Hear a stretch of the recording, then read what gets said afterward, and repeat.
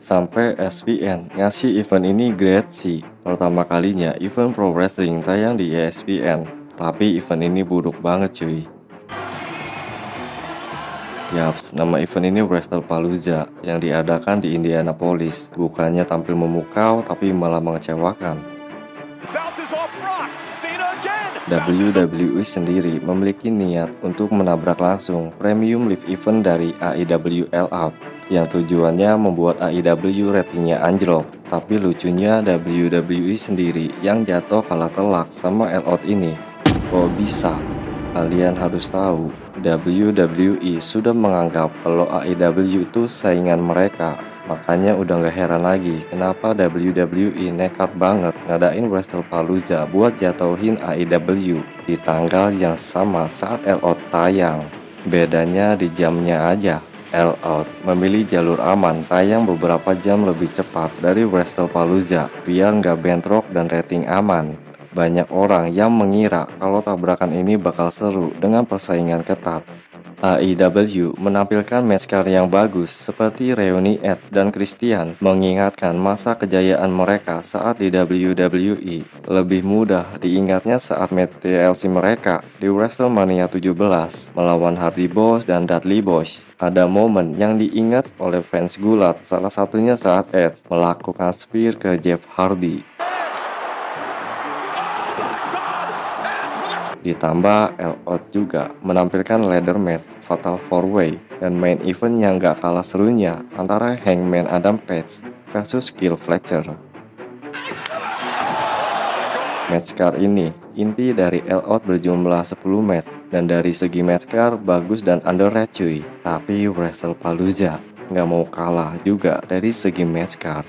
Bayangin aja, dengan ciri khas Triple H yang cuma 5 match tapi isinya hampir daging semua. Gimana gak hype coba Brock Lesnar yang baru return di SummerSlam kemarin jadi lawannya John Cena untuk tur pensiunnya John Cena. Perlu diingat, Brock Lesnar punya kasus viral yang sensitif sampai orang ngira kalau Lesnar ini gak mungkin racun dan hampir mustahil. Tapi Triple H bisa ngasih kejutan buat para fans cuy. Ditambah lagi dengan seorang pegulat wanita yang hampir 10 tahun absen dan udah nyatain pensiun aja bisa comeback dengan epic. Yaps, Ajeli return cuy. Padahal udah ngeklaim dirinya pensiun dan gak akan bergulat lagi. Tapi bisa return karena Triple H dan di WrestlePalooza bersama suaminya si Empang dalam mixed tag team match melawan Seth Rollins dan Becky Lynch cuy. Dan lemparkan si keluar dari bahaya. Terus ada match reuni dari The Usos versus The Vision yang menurut gua boring walaupun The Usos kembali. Menurut gua reuni ini pengen ngalahin hype dari reuni Edge dan Christian. Tapi maaf, ini beda kelas cuy. Sisanya ada main event Cody versus Drew yang build up-nya kurang. Dan satu match yang akan menjadi penyelamat WrestlePalooza sesuai thumbnail cuy. Terus apa yang bikin WrestlePalooza ini buruk buat tayang perdana di ESPN? Oke, match Brock Lesnar versus John Cena yang banyak mengira match ini akan jadi main event. Nyatanya malah jadi match pembuka dan itu fan-fan aja cuy. Masalahnya match ini cuma berdurasi 8 menit dan kalian tahu sendiri semenjak Brock Lesnar return di tahun 2012 dan langsung feud sama John Cena. Hype-nya cukup bagus tapi masalahnya Brock Lesnar ini kan dari tahun 2012 sampai sekarang move-nya itu-itu aja. Suplex City F5 repeat cuy. Nah, di match ini John Cena kurang dikasih porsi buat ngelakuin variasi move kayak waktu di Clash in Paris lawan Logan Paul. Padahal kalau variasi move-nya sebanyak itu mungkin aja matchnya bagus. Atau pas kayak lawan Cody pakai stimulasi mungkin aja bagus cuy. Nah kenapa pas lawan Brock Lesnar jadi ampas kayak gini? Match yang menurut gua bagus, tapi di entrance-nya aja cuy. Yap, The Usos versus The Vision. Entrance-nya udah oke lah, yat bareng sama penonton. Terus dikasih durasi match selama 17 menit. Ditambah LA naik jadi special guest referee secara mendadak. Tapi kenapa matchnya biasa aja sebab Jey Uso ngelakuin spear yang gak ada damage ini cuy. Udah gitu ending matchnya gini doang. And Breakker now sparing both Usos through the Oke, inilah match of the night. Match penyelamat, match paling bagus di WrestlePalooza. to the floor, and now we're going airborne. Missile drop kick. Parker versus Io Sky. Match ini berjalan dengan pacing yang gak terlalu lambat.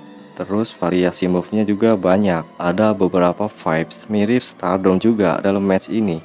Ditambah endingnya juga bagus cuy. And he delivers a version of a Yaps, lagi-lagi Io Sky jadi penggendong Premium Live Event 3 kali cuy. Yang pertama di WrestleMania 41 sampai dapet 5 star. Lanjut di Evolution lawan Rhea Ripley. Lanjut di WrestlePalooza lawan Faker. Jadi udah nggak heran kalau match ini jadi match of the night cuy. Nah ini match yang paling ditunggu, match paling hype. Ya cuma menang hype aja sih cuy. Mixed tag team yang diharapin kayak Baron Corbin ngasih end of days ke Becky Lynch, atau harapan para fans ke si Empang buat ngasih GTS ke Becky Lynch, tapi nggak ada sama sekali dan nyatanya 4 pegulat ini mainnya kaku. Becky yang kelihatan pasrah buat ngasih spot ke Ajeli. Si Empang kayak kurang energi, Seth juga ragu-ragu, ditambah Ajeli yang masih kaku karena udah lama nggak gulat sih. Dan ada beberapa bots juga sih, tapi ada salah satu move yang lumayan unexpected cuy. Nah ini bulldog. sisanya sepatu Ajeli yang lagi bete aja, udah skip aja cuy. Main event, Cody versus Drew. Yang nggak tahu kenapa, sekelas main event, Cody versus Drew, matchnya jadi kayak gini. Build up storyline kurang, karena Cody sibuk syuting untuk jadi pemeran Guile di Street Fighter live action cuy. Jadi Cody kurang waktu juga untuk build storyline dengan Drew. Yang kesannya match ini dipaksain aja cuy. Ditambah Drew yang emosinya kurang aja sih, kurang dapat aja gitu. Padahal Drew ya, menurut gua salah satu pegulat yang pinter mainin emosi. Tapi nggak tahu kenapa, di sini kesannya kayak di nerf aja gitu. Walaupun ending matchnya masih make sense, tapi ada momen yang gua nggak tahu ini Cody beneran kesakitan atau emang dasarnya bos aja. Coba lihat ini. Rhodes has earned this. Cody Rhodes. Wait a minute. Aduh, lucu aja gitu. Kedua kalinya Drew kebingungan cuy. Udah gitu lawannya champion lagi. Sama kebingungannya kayak pas lawan Damian Priest yang kakinya kesangkut tali ring. Yaps, intinya rating WrestlePalooza dari ESPN dapat grade C itu worth it. Bahkan cuma pakai versus Io doang yang dapat B+, dan sisanya C alias culun cuy. Nggak tahu kenapa ya. Jadi WWE harus bisa ngimbangin antara sport dan entertainmentnya sesuai omongan Triple H. Sports and entertainment. Nah, gitu aja.